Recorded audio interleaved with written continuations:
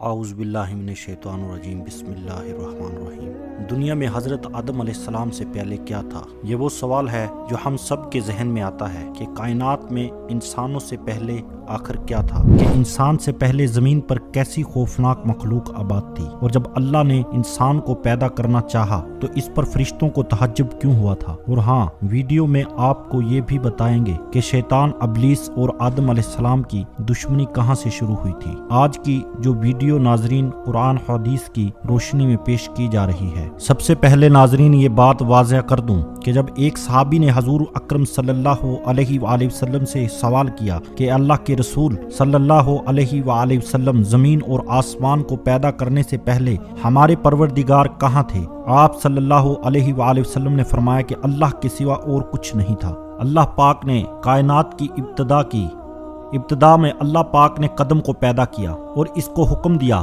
کہ ہر بات کا علم اللہ تعالیٰ کے حکم اور اس کے حکم سے قیامت تک ہونے والا سب کچھ لوح محفوظ میں لکھ۔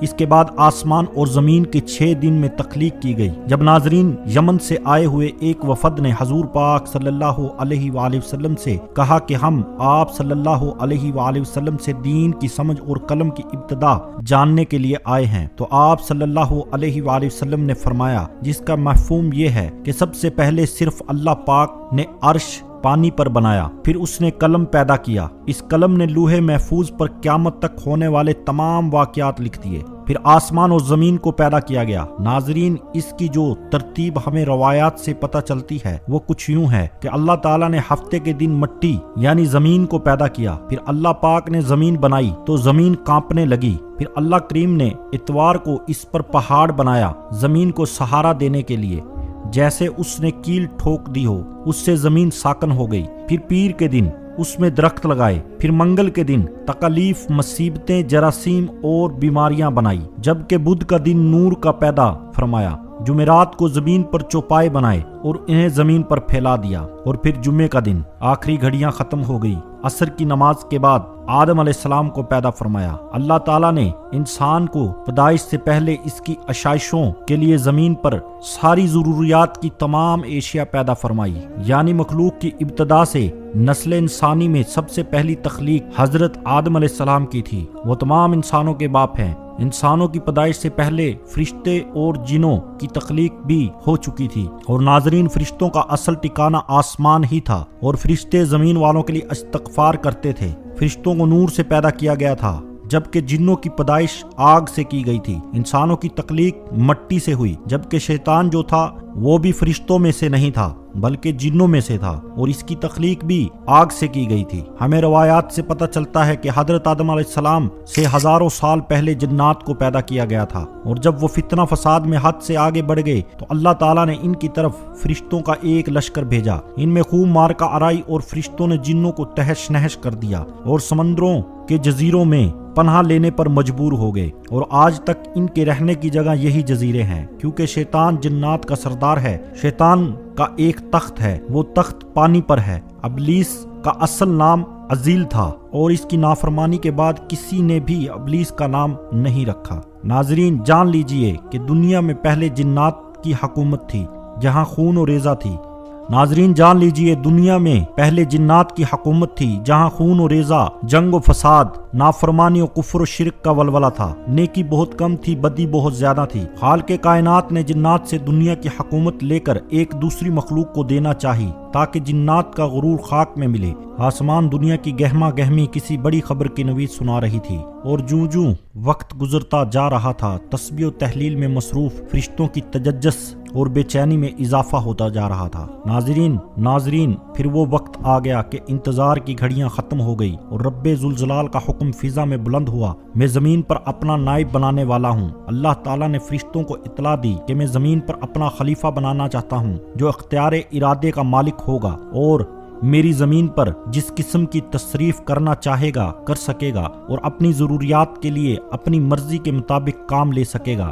گویا وہ میری قدرت اور میری تصریف و اختیار کا مظہر ہوگا۔ فرشتوں نے جب یہ سنا تو حیرت میں رہ گئے، اور اللہ کے حضور بطور سوال عرض کیا، اے خدائے بے نیاز، کیا آپ ایسے کسی کو پیدا کرنا چاہتے ہو جو زمین کو فساد اور خون ریزی سے بھر دے گا؟ یعنی فرشتوں نے इस नई मखलूक को जिन्नात पर कयास किया और वो ये समझे कि नई मखलूक भी जिन्नात की तरह बेहद सरकश और नाफरमान होंगे। वो बोले कि हम जमात मलाइका आपकी तस्बीह तहलील के लिए काफी नहीं है। अल्लाह ताला ने जवाब दिया, आदम की पैदाइश करने में जो हिकमतें हैं तुम इनसे वाकिफ नहीं हो, बल्कि हम ही खूब जानते हैं। जब अल्लाह ताला ने आदम अलैहिस्सलाम को पैदा करना चाहा तो हजरत जिब्राईल अलैहिस्सलाम को हुक्म दिया कि कुर्रे अर्ज से मट्टी लेकर आओ। हजरत अबू मूसा अशरी रज़ी अल्लाह अन्हु से रवायात है कि नबी करीम सल्लल्लाहु अलैहि वसल्लम ने इरशाद फरमाया, अल्लाह ताला ने हजरत आदम अलैहिस्सलाम को एक मुट्ठी खाक से पैदा फरमाया। ये मुट्ठी तमाम रुए ज़मीन से हासिल की। यही वजह है कि हजरत आदम अलैहिस्सलाम की नस्ल में मुख्तलिफ रंग और ज़ुबान के लोग पाए जाते हैं। अल्लाह ताला ने हजरत आदम अलैहिस्सलाम को 4 अजीम सर्फ और मर्तबे से अता फरमाया। नंबर 1 अपने हाथ से पैदा फरमाया, नंबर 2 रूह फूंकी, नंबर 3 फरिश्तों को सजदा करने का हुक्म फरमाया, नंबर 4 अशिया के नामों के इल्म से सरफराज फरमाया। तो फरिश्ते और अबलीस से कहा, मैं खनकते हुए स्याह और सड़े हुए गारे से एक इंसान बनाने वाला हूँ। जब मैं सिर्फ ठीक तरह से बनाकर मुनासिब शक्ल दे दूं तो इसमें अपनी रूह फूंक दूंगा, तो तुम सब इसके आगे सजदे में गिर पड़ना। अल्लाह ने पूरी जमीन से एक मुट्ठी मट्टी ली। यही वजह है कि आदम अलैहिस्सलाम की औलाद में कोई गोरा, कोई काला, कोई सांवला है, कोई नरम है, कोई सख्त है, कोई नापाक है और कोई पाक है। फिर अल्लाह ताला ने मिट्टी के खलासे से गारा तैयार किया। जब गारा स्याह और बदबूदार हो गया तो इससे खनक की आवाज आने लगी। तो अल्लाह ताला ने अपने दोनों हाथों से आदम अलैहिस्सलाम का पुतला बनाया। फिर अल्लाह ताला ने पुतले को कुछ अरसे के लिए वैसे ही छोड़ दिया। जब अबलीस ने देखा तो इसके गिर्द चक्कर लगाने लगा और इसको बागौर देखता रहा।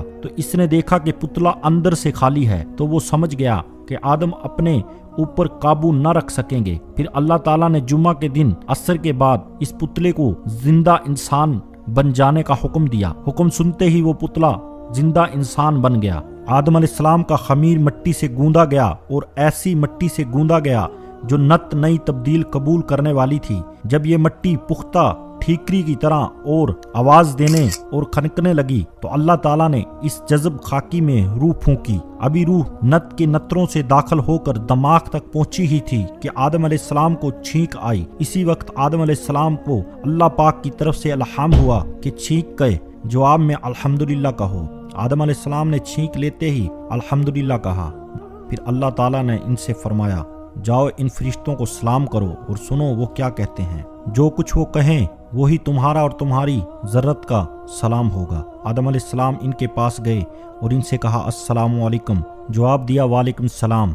रफ्ता रफ्ता रूह आदम अलैहिस्सलाम की तमाम जिस्त ख्वाब की सलाहियत कर गई। यूं वो मिट्टी का पुतला जिंदा इंसान बन गया जिसके अंदर शाऊर, इरादा, जज्बात, कैफियत सब कुछ हामिल नजर आने लगा। फिर अल्लाह ताला ने आदम को सारे नाम सिखाए। फिर अल्लाह पाक ने फरमाया, ए मलाइका इन चीज़ों के नाम बताओ। लिहाजा इस अजीम सवाल पर सारे फरिश्ते आजिज हुए और सब ने इंकसारी से अर्ज किया, ए पाक परवरदिगार तेरी ज़ात खूब वाकिफ है कि हम इन चीज़ों के नाम नहीं जानते, तो बस वही इल्म है जो तूने हमें अता कर रखा है, और फिल हकीकत तो तू सब चीज़ों का जानने वाला है और बड़ा हिकमत वाला है।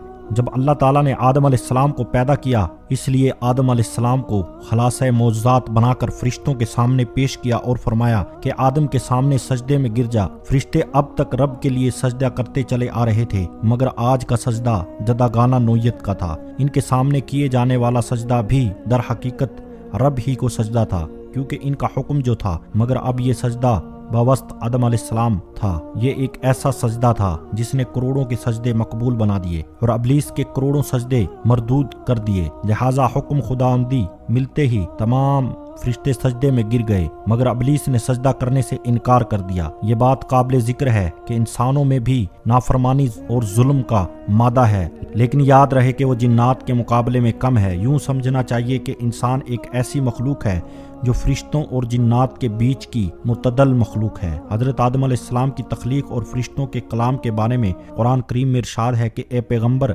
इस वक्त का तस्वर करो जब आपके रब ने फरिश्तों से कहा, मैं ज़मीन में एक खलीफा बनाने वाला हूँ। तो वो कहने लगे, क्या तू इसमें ऐसे शख्स को खलीफा बनाएगा जो इसमें फसाद मचाएगा और एक दूसरे का खून बहाएगा, जबकि हम تیری حمد و ثنا کے ساتھ تسبیح و تقصید بھی کر رہے ہیں، تو اللہ تعالیٰ نے انہیں جواب دیا کہ جو کچھ میں جانتا ہوں وہ تم نہیں جانتے۔ باقی کی تفصیل انشاءاللہ نیکسٹ پارٹ میں آپ کو دیکھنے کو ملے گی، جو انشاءاللہ جلد آئے گا۔ ہمارے چینل کو لائک اور سبسکرائب کر دیجئے۔ السلام علیکم۔